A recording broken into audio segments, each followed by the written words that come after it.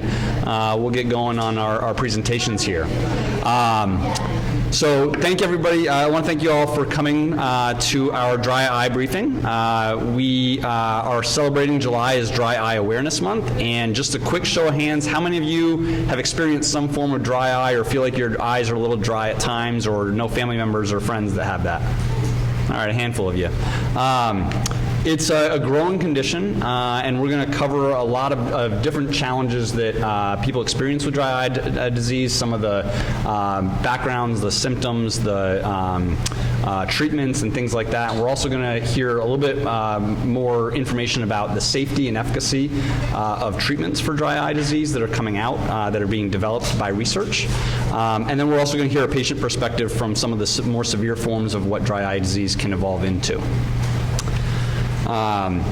We are the Alliance for Eye and Vision Research, and we serve as the Friends of the National Eye Institute, and we educate and advocate for increased funding for vision research, and in this case, funding and support for dry eye research. Our mission is to try to ensure the best eye care for all Americans by elevating research and enhancing access to care for treatments for patients. I want to thank all of our sponsors that help make today's briefing possible. We do have a number of different briefings throughout the year, and this dry eye briefing is our third briefing this year. Our sponsors include the Association for Research in Vision and Ophthalmology, Research to Prevent Blindness, Genentech, Johnson & Johnson, and I want to give a special thanks and shout out to Thea Pharma and Viatris for their sponsorship of today's event. There are some handouts for some sample eye drops in the back that you may be able to grab if you'd like. And those, both Thea and Viatris have helped support this event to raise awareness here with congressional offices. So really high level, what is dry eye disease? Basically, it's a condition where an individual's nerves and tear film don't properly keep your eyes wet. The symptoms can range from a variety of things from discomfort all the way up to severe pain. It can include a scratchy feeling, burning, red eyes, sensitivity to light, blurry vision, and we'll talk a little bit more about some of those experiences with some of our speakers here. There is known to be a higher risk in women, also a higher risk for people who wear contacts, and there are dietary, there's findings that dietary goals and focus can help improve or sort of help in the treatment and prevention of dry eye disease. Specifically, sort of a Mediterranean diet focusing on vitamin A and omega-3 fatty acids. And then also people with certain autoimmune conditions are also at more severe risk for dry eye disease. The condition can start mild but can progress significantly. You'll hear about that today. The range for dry eye disease is pretty significant. The estimated population is somewhere between 16 and over 50 million Americans. It's a broad range because the severity and the classification of dry eye is pretty broad. But there's estimated to also be over 350 million people worldwide that are suffering from the disease. And we're seeing advancements and increases in the disease. More people are getting dry eye. More people are getting dry eye earlier, and we're relating that to more time indoors, more screen time, things like that. Current treatments include over-the-counter and prescription drops and medications. There's new treatments as well that are nasal spray, and so there are a lot of sort of different ways and mechanisms that you can try to treat dry eye disease, including the over-the-counter and the prescription. There are lifestyle changes, like I mentioned, some of the diet pieces and not wearing contact lenses, things like that. There are also tear duct plugs and surgeries that can try to help treat dry eye disease. The actual cost of dry eye disease is pretty substantial. It's estimated that about $4 billion in costs to the U.S. healthcare system every year, and overall societal costs, when you take out the direct costs plus all of the lost productivity and things like that, you're looking at over $60 billion in costs for dry eye disease. So I'm going to stop there, and I'm going to introduce some of our speakers here to talk a little bit more about the disease and about what we are doing to try to address it. And I'm going to introduce Dr. Cabot, and he's going to speak to you a little bit about dry eye disease in 2024 and what that looks like. So, Dr. Cabot.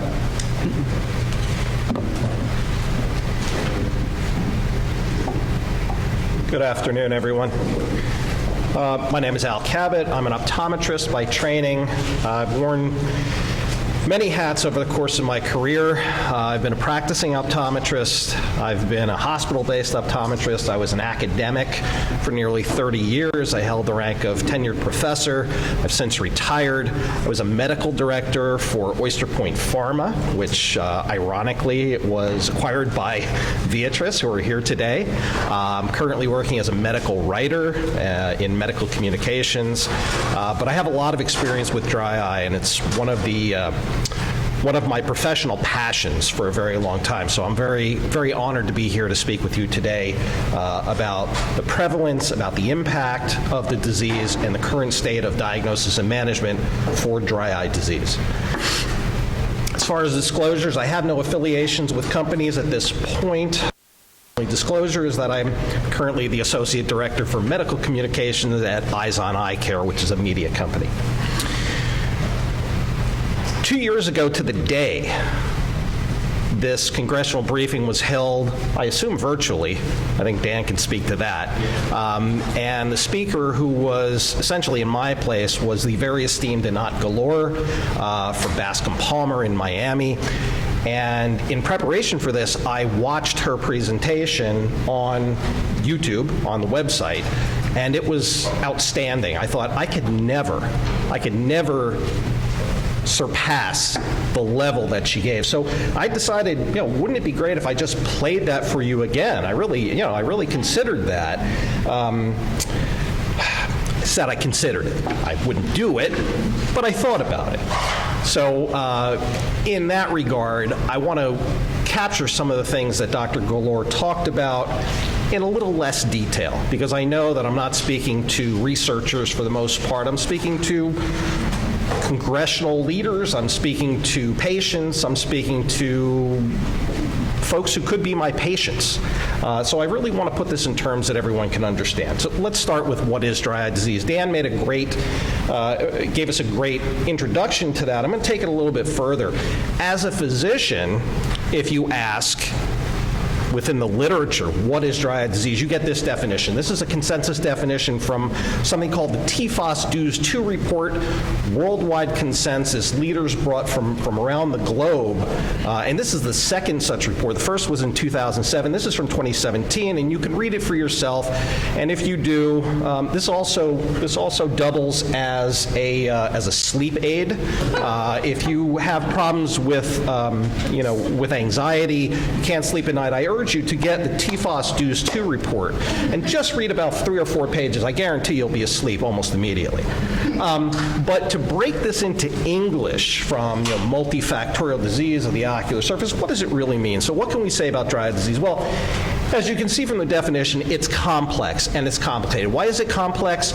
Because there are so many factors that go into why a patient may suffer from dry eye disease. Their diet, we talked about, heredity, their environment, genetics, of course, play a role. So there are many things that would predispose someone to dry eye that causes it. When I say it's complicated, I mean that from a practitioner point of view. Not every patient responds the same way to the disease. Some patients can manifest a whole host of symptoms and have very few signs. Outwardly, they look normal. And conversely, there are patients who look terrible. We would call them a train wreck or a dumpster fire in clinical terms, but they have almost no sensation, almost no symptomatic problems. It's very hard to treat people who don't feel their problem. And that's why I always say that this is a symptom-driven disorder for most individuals. What else? Symptomatic, as I said, although there is a continuum of those symptoms, and it may be very severe, I'm sure Molly, sorry, we just met, will speak about what it's like from a patient perspective. So I don't want to steal their thunder, but normally patients have an array of symptoms. what causes this? It's a breakdown of the normal tear regulation. So ideally, our bodies work the way they were designed to work, and when the eye becomes dry, we produce more tears, or the chemistry changes to balance it out. That doesn't happen in patients who have dry eye. Something is broken.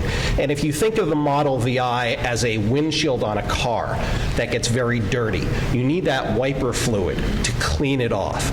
And in these cases with dry eye, these patients don't have enough wiper fluid, or their wiper fluid is no good. It's muddy, it's dirty. Whatever you want to look at, that's the problem with dry eye, and the patients just can't clear that cornea, and therefore they get symptomatic, and it affects their vision as well. It can lead to tissue damage on the ocular surface. So this is not just a disease of symptoms. It can progress, it often does progress, and it can lead to some very serious consequences. It can predispose to infection. It can even lead to vision compromise, not just in the temporary where we're blinking, but in the long term with regard to scarring and even corneal breakdown. And then finally, what we know now, and this is some of the more recent development, this can be associated with nerve damage. In fact, the nerves of the cornea play a huge role in dry eye disease. So patients who have very advanced dry eye disease will often find themselves impinging on a disorder called neurotrophic keratopathy, which is in and of itself its own entity and has its own treatment modalities. But we as physicians need to find out where they are in that continuum and test for all factors. Conversely, we may have patients who come in whose eyes feel miserable, as I said before, and yet they don't have any actual disease. There's no tissue damage.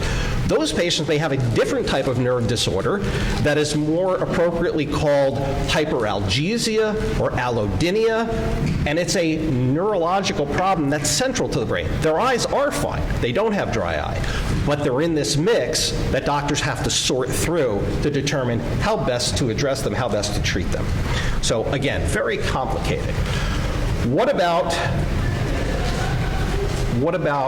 the prevalence? How common is dry eye disease? And we use the term prevalence. Prevalence and incidence are often mistaken for one another. They sound very similar. If you recall, in epidemiology, incidents are the number of new cases that arise over the course of time. Usually we'll say in the United States, in 2021, we saw this many new diagnoses. That's the incidence. The prevalence, if you use the bathtub model, it's the portion of the population that has that disease as a snapshot in time. So if we're looking at the prevalence of dry eye in the United States, how many folks suffer from this condition right now in 2024, that's what we're trying to discuss. What is that number? Dan mentioned a few numbers. He mentioned 16 million at the bottom. Where does that number come from? Well, that comes from studies where the most stringent guidelines were utilized to define dry eye disease. It would be a number of specific signs and a number of specific symptoms in the population being studied. So if you didn't have those, you fell outside that and you weren't counted. That's the bottom number that we know is 16 million. Still substantial. Another number, and I used to quote this when I spoke for Oyster Point, 30 million. That's where, when we remove these stringent guidelines and we look at all the studies and all the patients that we see who may have dry eye disease, who have some symptoms but perhaps not signs, et cetera, that's where the number goes to. So it practically doubles when we take into account everyone. However, there's been a recent publication that came out in 2022. It was published in JAMA Ophthalmology in March, and it was a meta-analysis. And for those of you who are unfamiliar with that, they take a lot of research studies, put them all together, assess their validity, crunch those numbers together to get an overview of how common it is. The number they came up with, the percentage, was 17.4%, which roughly transitions, if you take the census data, to about 58 million Americans.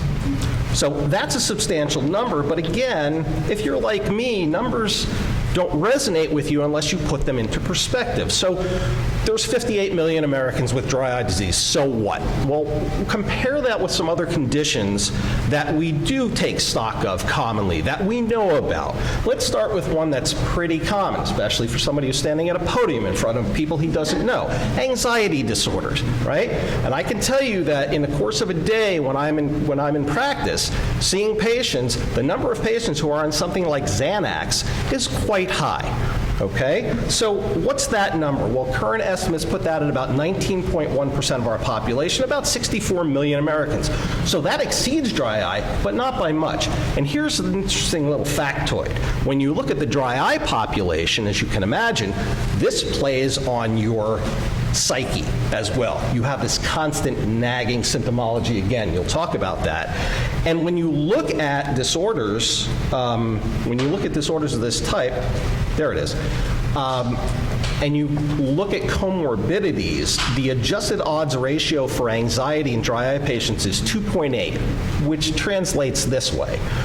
Almost 3 times as many dry eye patients suffer from anxiety as age-matched normals. So not only is it an eye disease, but it becomes a mental health issue as well for many of these patients. But let's look at a real disease, if you will, diabetes, right? No one in this room would say that diabetes is not a significant health concern or a public health crisis today, and the numbers are increasing. Where does diabetes sit in comparison to dry eye disease? 11.6% or 38.8 million. So substantially fewer folks have diabetes than dry eye.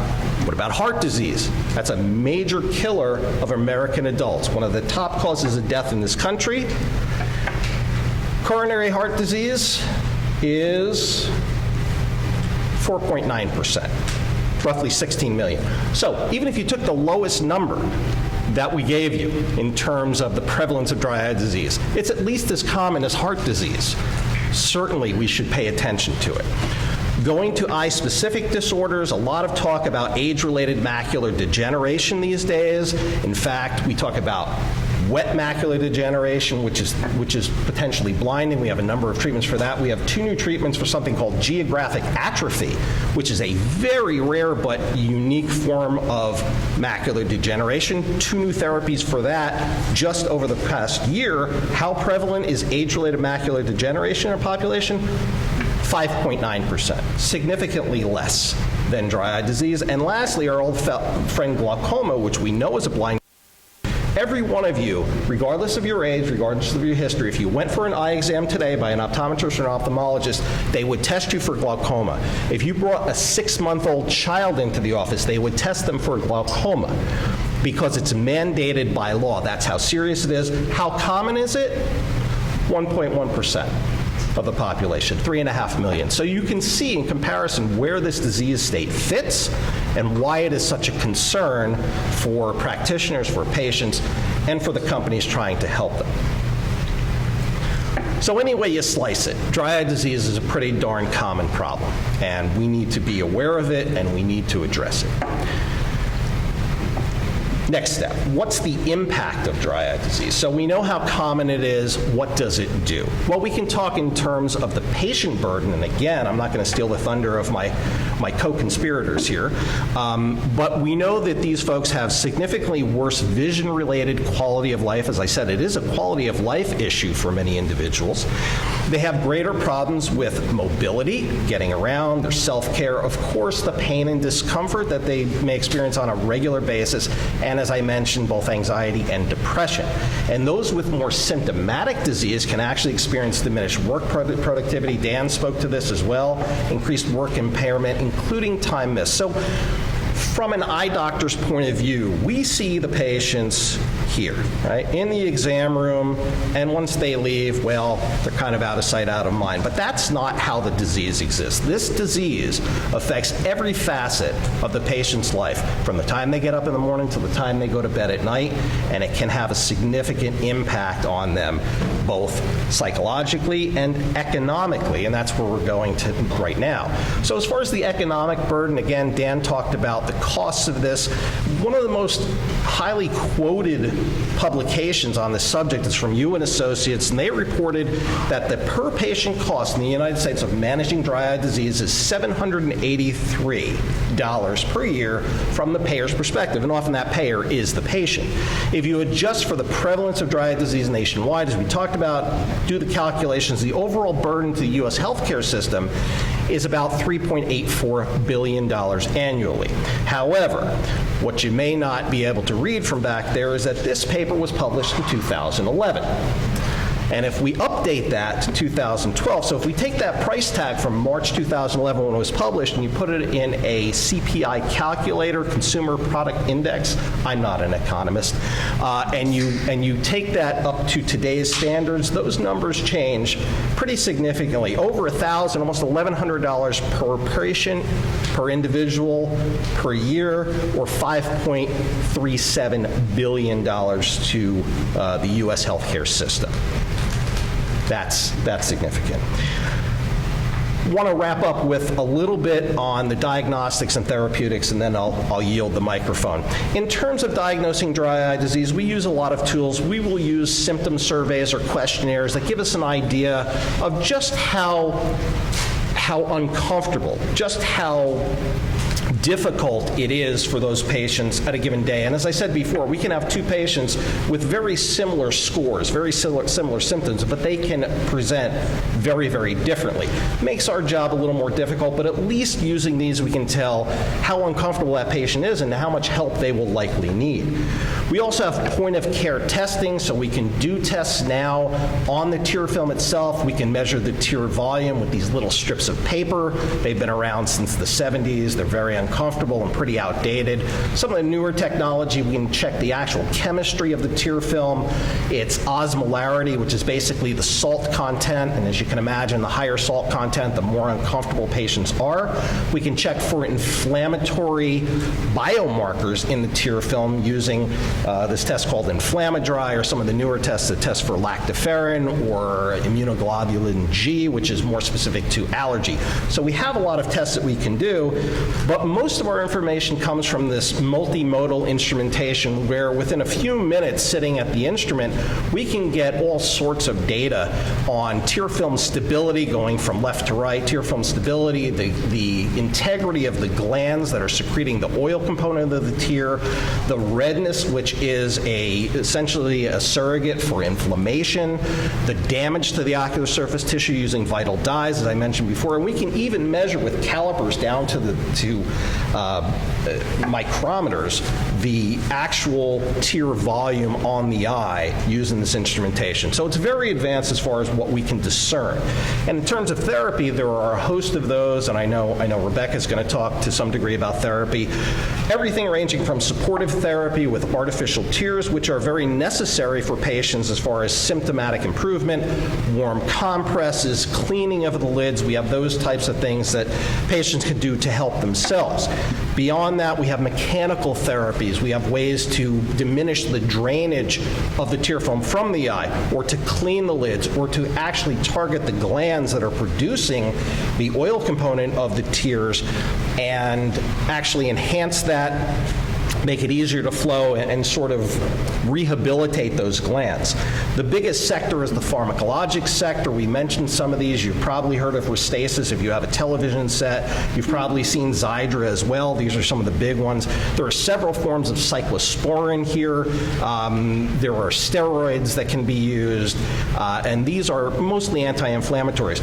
We talked about Tyrvaya. That's the first nasal spray that was approved for dry eye back in 2021, and I was working for the company at the time, so I'll take a little pride in that. But that can actually stimulate the nerves to produce more tears, and that's really the first drug of its kind on the market, and most recently Mibo, which is a lipid restorative agent specifically for evaporative dry eye. And then there are other peripheral drugs that are used for comorbidities.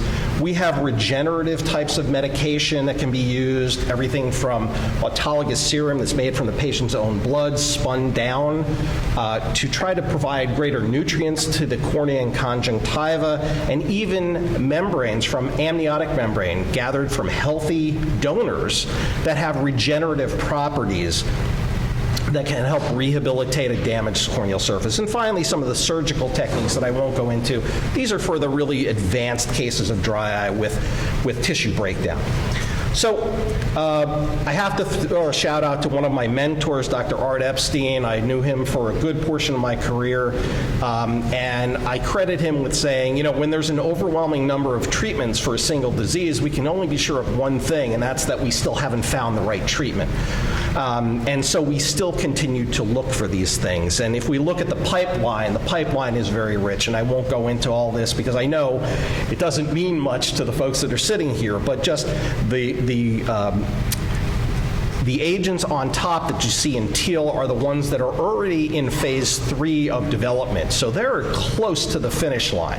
And you can see that there are 5 of those poised to be ready. Not saying they'll all be approved. And then below that in pink, you see all of the candidates that are a little further down the line in phase 1 or 2. So it's a very rich pipeline, but there's no guarantee that any of these are going to be the perfect treatment or the perfect treatment that a given patient needs. So we need to continue this line of research. To close, I alluded to Dr. Galore in her presentation from 2 years ago and joked about playing her presentation. It was a half joke because I do want to give her the final word, and I'm going to close with her closing statement, which is that dry eye is a complex disease. We need to think about the tears and the nerves, and we need to treat specifically. That is, as she described it, the holy grail of dry eye disease management is to have precision-based medicine in dry eye. And to do that, we need more research, greater research, and the research funds to be able to continue this line of investigation. With that, I'll close, and I'm happy to answer any questions you might have during our Q&A session. Thank you. All right. So now we're going to have Rebecca Petrus come up and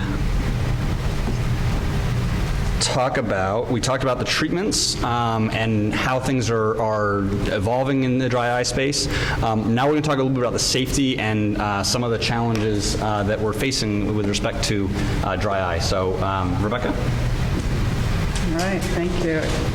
Thank you, Dr. Kevin. That was an amazing presentation. I loved particularly the way you contextualized dry eye in these other diseases. It's just such great stuff there. All right, well, I am so pleased to be here today, and I'm just so grateful to Dan and Judy for organizing this event, but just to everybody who's in this room for taking the time to come and listen here today.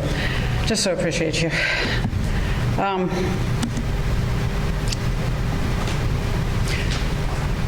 Right, thank you. So, very brief introduction to the Dry Eye Foundation, who we are, what we do. We are a teeny tiny little nonprofit in the other Washington. Aidan and I, as co-directors, kind of do the day-to-day work. Dr. Brown is a full-time practicing ophthalmologist, but she gets very hands-on with us in some of our more kind of sophisticated projects or challenges.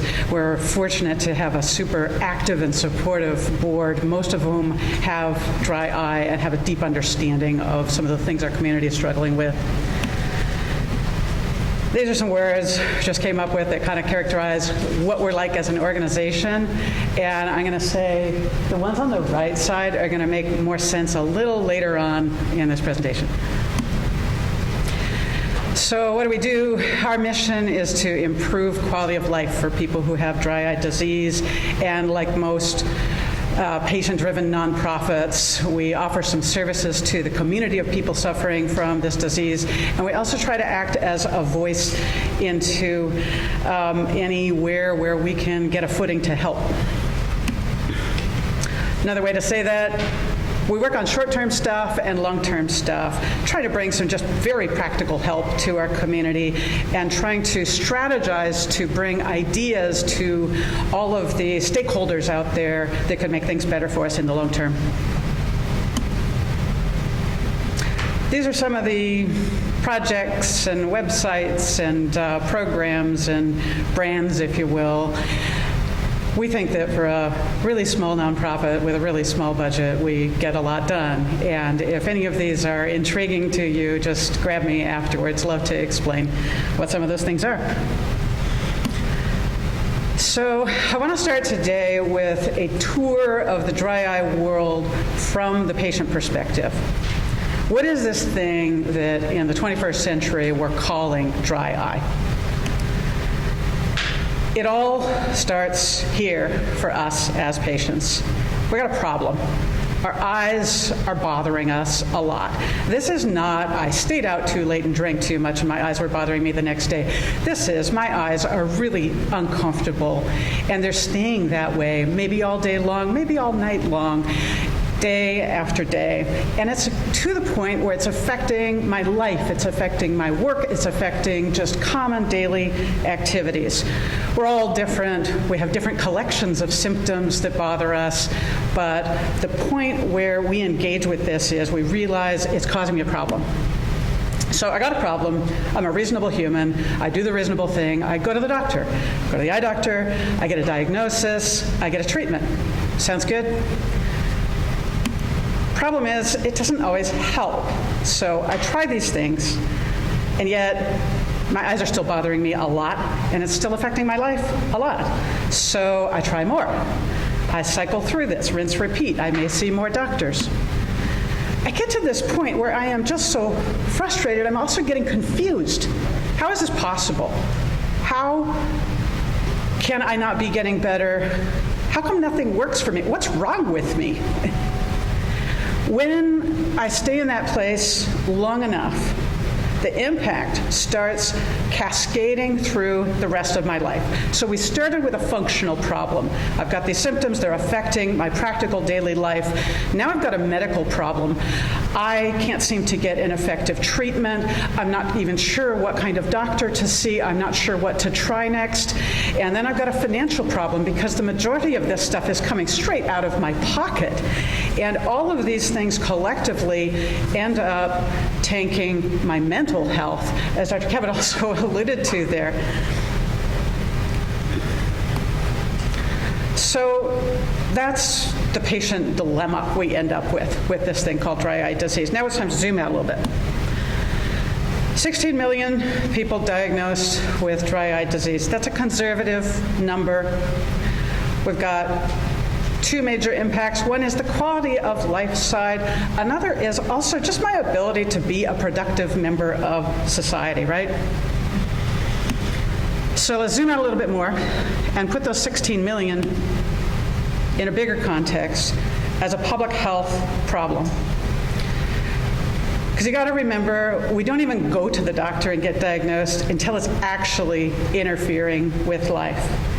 And when we think about this as a public health problem, we have to keep in mind, too, that basically all of the numbers are soft. This is an emerging thing. We have no standardized outcome measures. We don't know how to count it. It's not just apples and oranges. It's, dragon fruit. We're all over the map. So what's driving these numbers up in today's society? Here's some of the big ones. Screen time, we know, is a great big issue. We're to the point where we think that screen use is actually changing the morphology of the glands in the eyelids of our kids. We've got many others. Autoimmune diseases, Sjogren's disease probably accounts for a good 4 million of the 16. We've got a ton of medical treatments, drugs, procedures, elective surgeries, environmental factors, lots of things. So our big picture here is we've got this 21st century lifestyle disease that is now coming for our young people and our future workforce. So what are we doing about it? Lots. Tons and tons of research. TFOS, the World Authority on Dry Eye, basically says 8,000 studies have been published just in the last 7 years. So we're doing a lot of research. We're also spending a lot of money, $4 billion, $3 billion, we're somewhere in there, on lots of stuff. We got over-the-counter eye drops of all different kinds. We got prescription therapies. We've got lots of at-home stuff that we use, a lot of sophisticated, more complex treatments and things. And by the way, again, most of this stuff is coming out of our pocket. So to sum up, where are we at with dry eye from a patient standpoint? Gosh, there's tons of research out there. That's wonderful. There's an awful lot of us. We're spending an awful lot of money on a lot of stuff. But are we getting there? I'm still here. My eyes are still hurting me a lot. They're still interfering with my life. So hold that thought. We're going to circle back to it after a slight detour, because I want to talk about a safety issue that's affecting some of that stuff that we're paying for. This is an important safety concern that we really want our legislators to be aware of. We got about minimum 25 million people out there using over-the-counter eye drops. That's just lubricant drops per market scope. Doesn't include the redness relievers, the allergy drops, all the other stuff. And up until recently, we tended to assume that they were safe, right? Until last year, when the unthinkable happened. 4 people died, 18 people went blind from a treatment-resistant Pseudomonas infection that came packaged in their cheap eye drops that were sold on Amazon.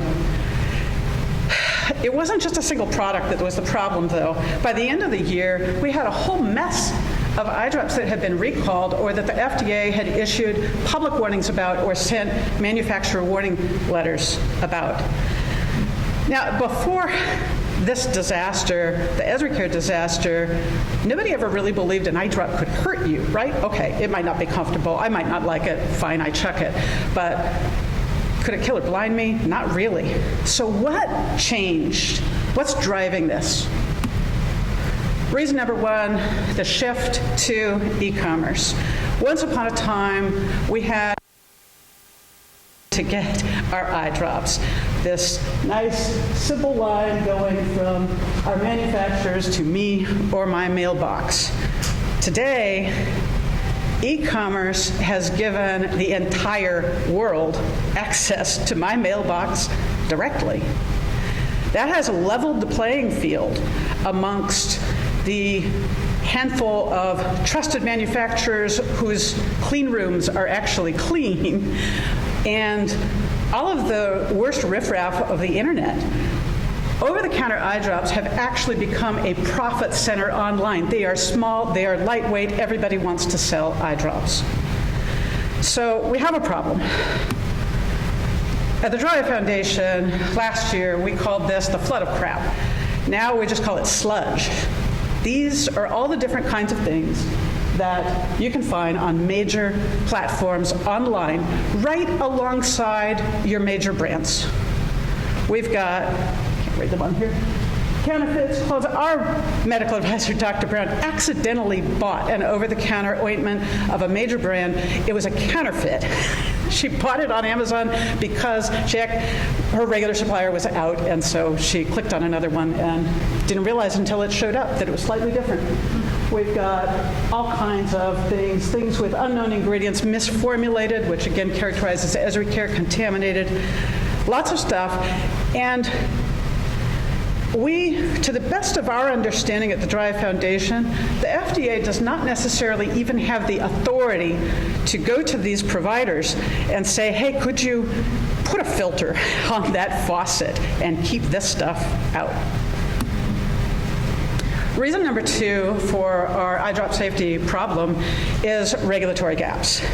Now, you want to be a legally sold over-the-counter eye drop in the United States of America, you've got 2 pathways: prescription eye drops, over-the-counter eye drops. Going to be a prescription drop, a whole lot of time, a whole lot of money, and a whole lot of scrutiny is going to go into that eye drop. At the end of the day, I am not personally worried for the safety of someone using one of these prescription eye drops, right? The less than 2 million people who are. What I am worried about is the 25+ million people using over-the-counter eye drops. What exactly is protecting them compared to our 10 years, 100 million, those are very round figures? It's paperwork. We are still regulating over-the-counter eye drops on the honor system basis. If you want to understand this problem, I'm going to encourage you to use that QR code and check out this website, mermaidtearsusa.com. This is a project that we undertook about a year ago to demonstrate the nature of the regulatory gap in here.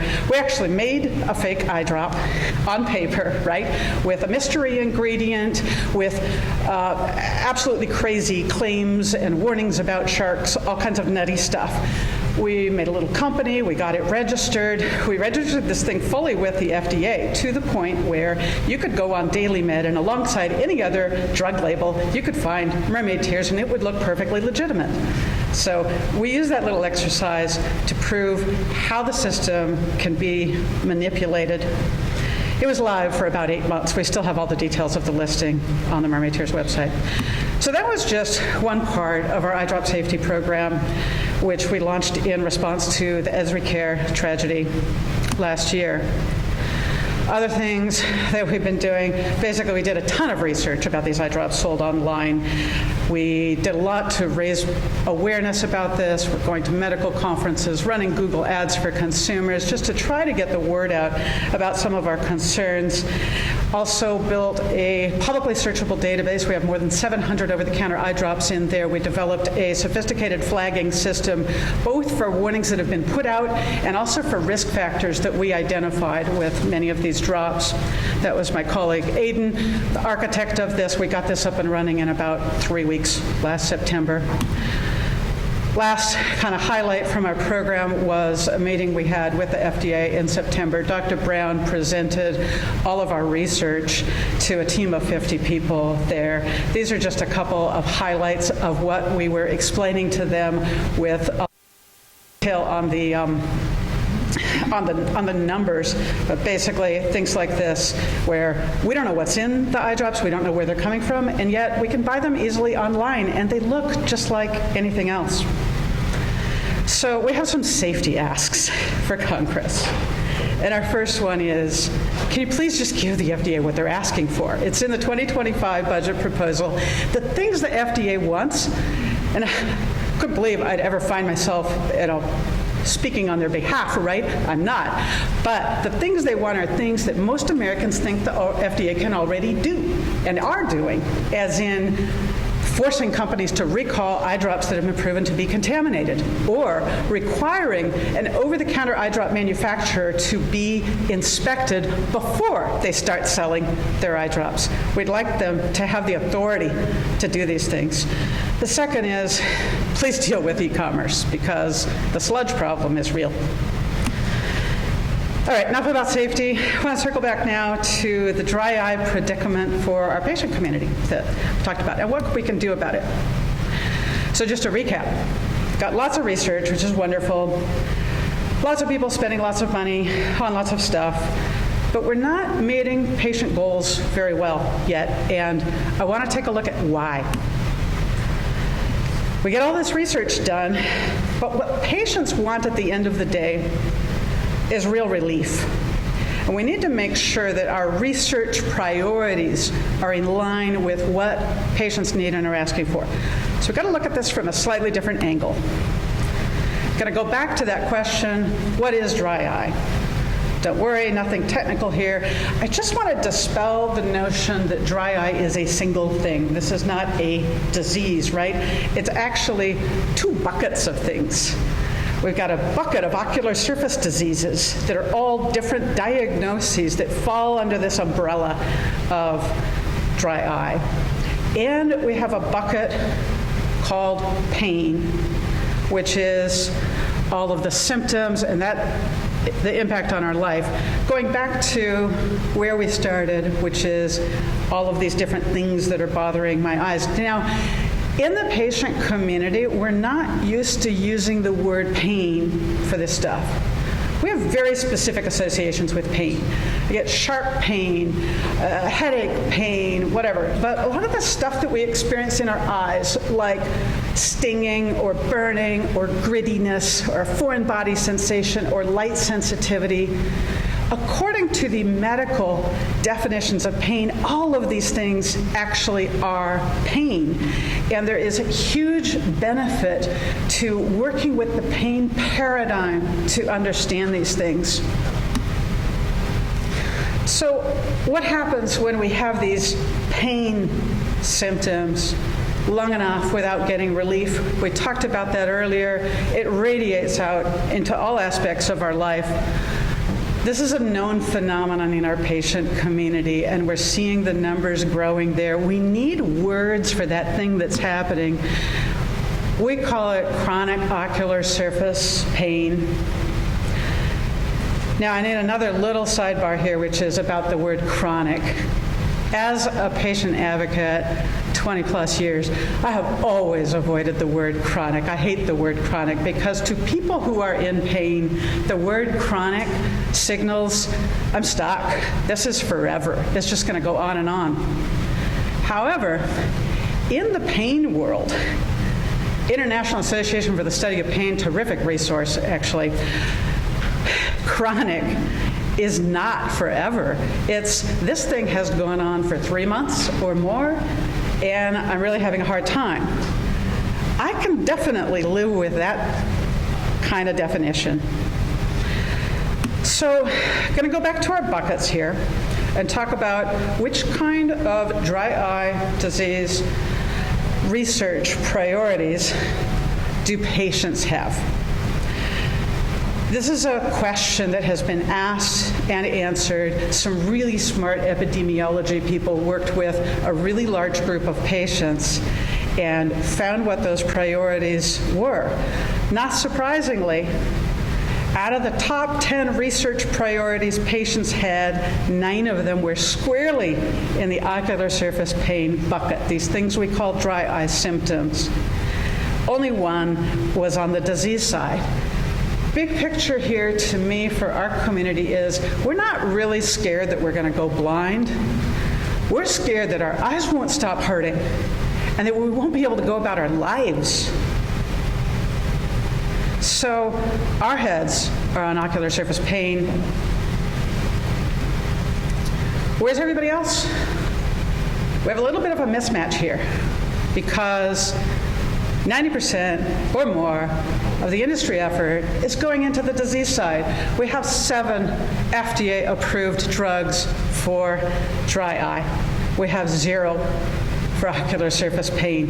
We have another 18 or more out there in the pipeline for disease. We have 2 in early stages for ocular surface pain. I spy with my little eye a funding gap. We need some attention on the pain side for research. So what I would like to propose is that we start looking at ocular surface pain as its own health condition. It's not just a symptom of a disease. Treating the disease and expecting the symptoms to just follow through hasn't been working for us. We actually need to engage the pain problem directly in its own right.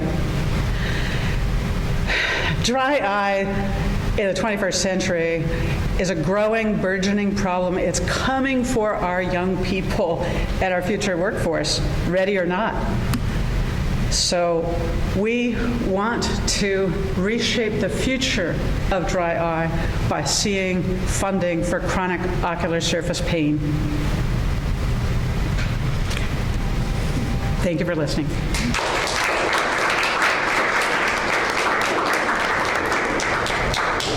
All right, so you've all heard now what the challenges with dry eye disease are and how we treat it and what the needs are. Now we're going to have a patient perspective. So we're going to have Molly Chidsey come up and share her experience living with severe dry eye disease. So Molly. Thank you. Thanks for sticking around. Can you all hear me okay? All right, great. I feel like maybe I should have called this presentation 7 years of selfies because that's what you're gonna see. I started taking selfies of myself in these bizarre goggles like 7 years ago, and I just never stopped. And when they asked me to make this presentation, I said yes, because I'm so excited to come and tell you all my story. Also, I like traveling. But finally, I could use all these selfies. So I guess what I'm going to be talking about today is a little bit of my life story, and what you're going to see up here is mostly just pictures of me kind of like living through. So about me. There's me. Do you know how to do full screen?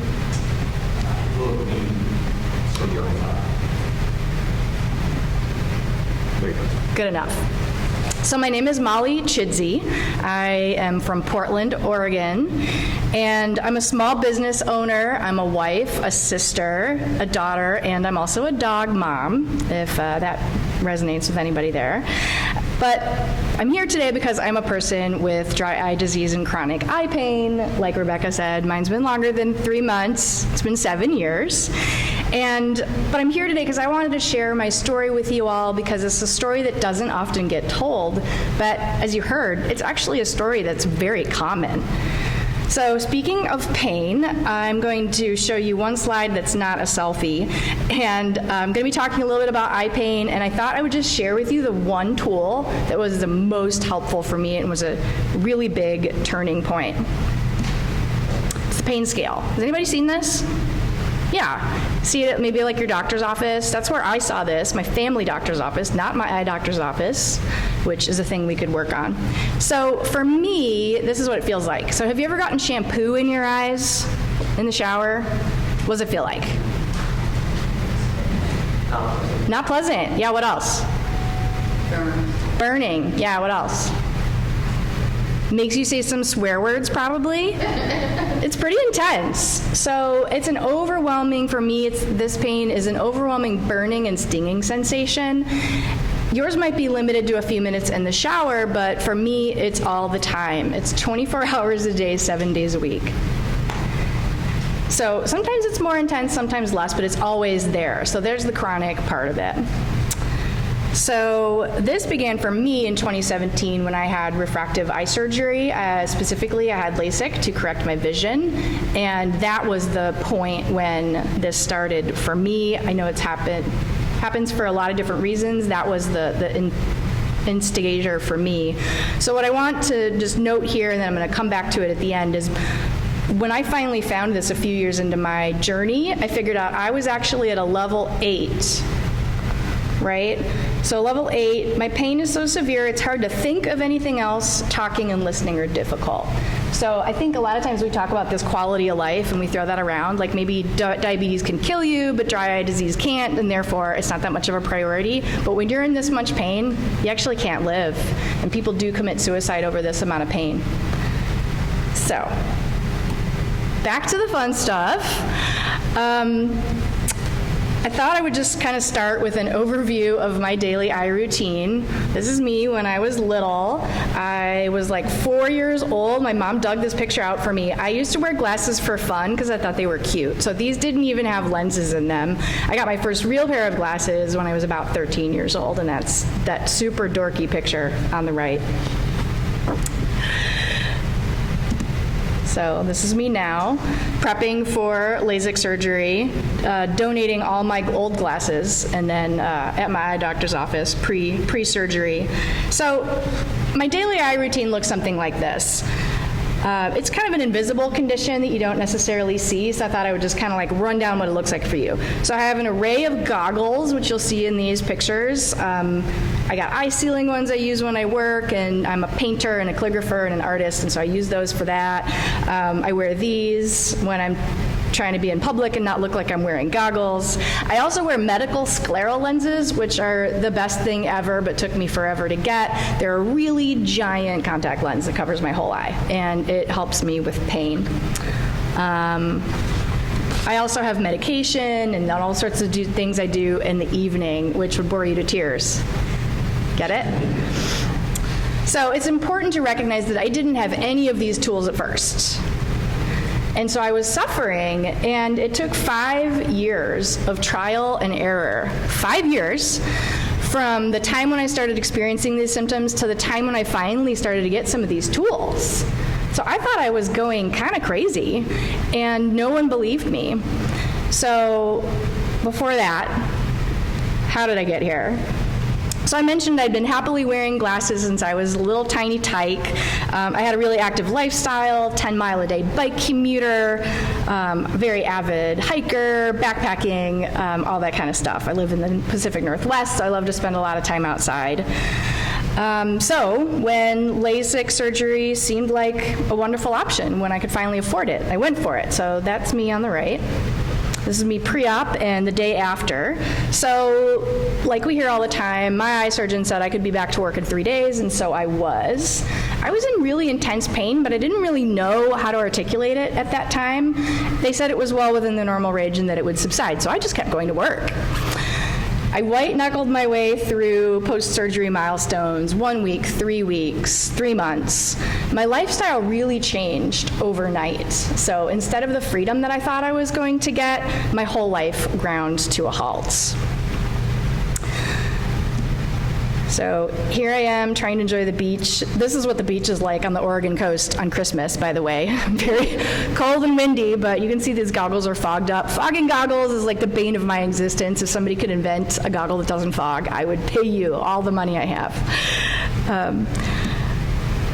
Trying to visit the Grand Canyon with dry eye disease is really challenging. These were some kind of like strap around the back goggles that they're like made for motorcycle riding, basically.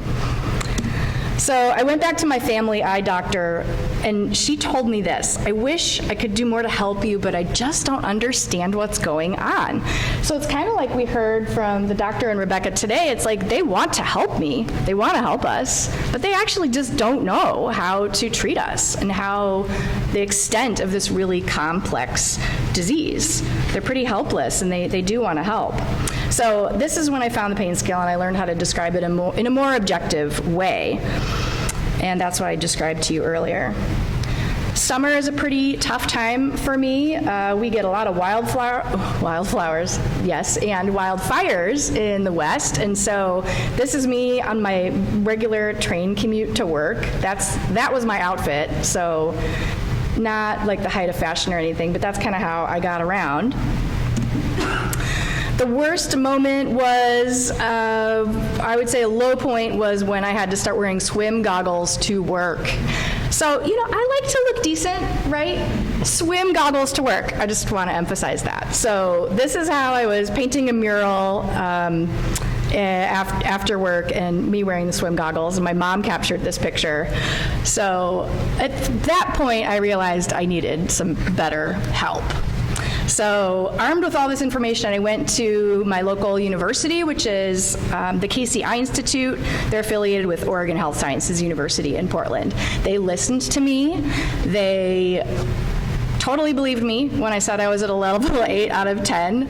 And then they tried treatment after treatment after treatment. And unlike my experience previous to that, it wasn't like 3 months in between appointments. It was like weeks in between appointments. We'd try something, it would fail, we'd try the next thing. When that failed, we would try the next thing. It's like I was in a mini research study with a population of 1.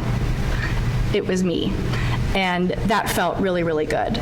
So we found a treatment that worked after a lot of trial and error. I am at I'm level 1, maybe 2 on that pain scale on any given day, which is my goal. I know I'm never going to be 100% pain-free. I'm cool with that. If I never go back to an 8 again, I will be very, very excited. So I'm just going to show you kind of what this was like. No relief in sight. Eye doctor's office. I feel like I could draw this from memory. Trying the Bruder mask. I have a sense of humor, so I think it's really helped me get through this. This is like for real how I would read. When I'm outside, I would wear goggles with reading glasses over it. So I since have found better option. I also figured out how to dress up my goggles. So for Halloween one year, I bought a bunch of rhinestones and stuck them all over the top. And that was pretty fun. Those are my parents, and that's my partner, Tony. My family has been super, super critically important during all of this, because when you're going through some horribly intense pain, you are grumpy. And my family has really been there for me, even through all the grumps. I'll just say briefly, I changed my careers during all of this. Chronic pain helped me figure out I wanted to go back to school and study art. 2021, getting a little better, still having flare-ups in 2022. Later that year, I started a business and started working for myself. So I just want to say one note about justice. When my condition stabilized, I thought, what can I do about this from an advocacy standpoint? So I talked to an attorney. After looking in my file, he said I didn't have a case. The problem is not that the surgeon did anything wrong. The problem is that there's no required screening criteria prior to refractive surgery. They have something called the standard of care. Has anybody heard of that? I certainly had never heard of the standard of care. So basically what it means is that the surgeons performing this surgery come up with their standard about how they're going to sort of check for your eligibility for that surgery. They did follow that informal standard and therefore were not responsible for any harm, which I get, totally get that. But in other words, I didn't have a legal leg to stand on. So when the attorney suggested that I go back to the clinic where I had my eye surgery and ask for my money back, I thought, that's an interesting idea. I'll try that. They said, sure, we'd be happy to give you your money back if you sign this NDA. What do you think I said? I said no because I wanted to be here today to share this story with you all. So what? I don't get my $4,000 back. Talk about out-of-pocket costs. But that's okay, because to me, being able to be here and share my real-life story with you is worth well more than the money I would have gotten back. Key lesson of this experience, ask for what you need. This is some of the lettering art that I'm making now. And this is me now, stable. So here are my recommended solutions, and I'm going to keep it brief. Number one, we need to make eye medication and scleral lenses more widely available and affordable. You heard there's a bunch of stuff in the pipeline. Great. It's still really hard to get it.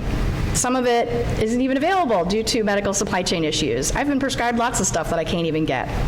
Number two, we need to improve the screening criteria prior to surgery. That would be pretty simple, right? Make that screening criteria mandatory. I've been told by multiple eye doctors since my surgery that I was not a good candidate for it, but I didn't know that.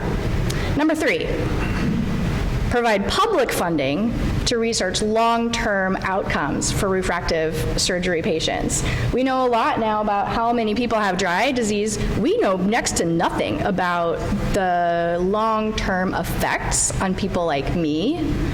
There's no long-term epidemiological studies that follow that. So that's what I will leave you with. Eye medications more available and affordable, improve screening criteria and make them mandatory, and let's do some research on people like me who are out here living our lives, making the best of it.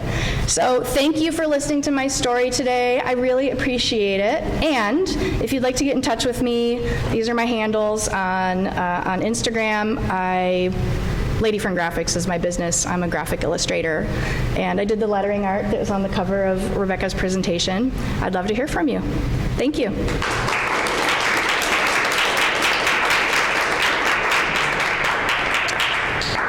All right, so I'll just wrap. I know we're at time, so I'll wrap and say, we want to provide a special thanks again to all of our speakers, providing insights into dry eye disease, the research, the care, the challenges, the dangers of treatments, and ultimately the understanding what dry eye disease can look like and feel like for patients. A couple things you can do: look at funding the National Eye Institute to help support research.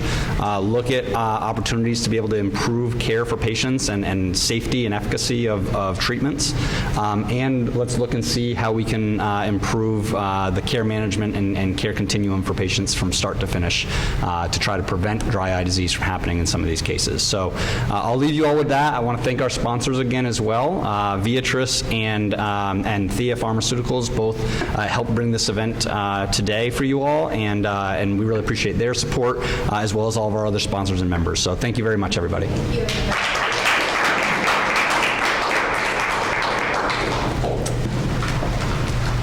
Perfect. Thank you. So long. No, it was perfect. It was perfect.